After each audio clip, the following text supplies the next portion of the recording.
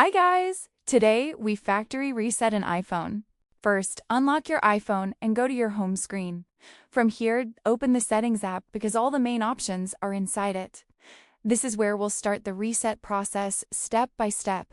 Now, once you're inside Settings, scroll down a little. You'll see the General option, so go ahead and tap on it. This section contains all the system-related settings we need.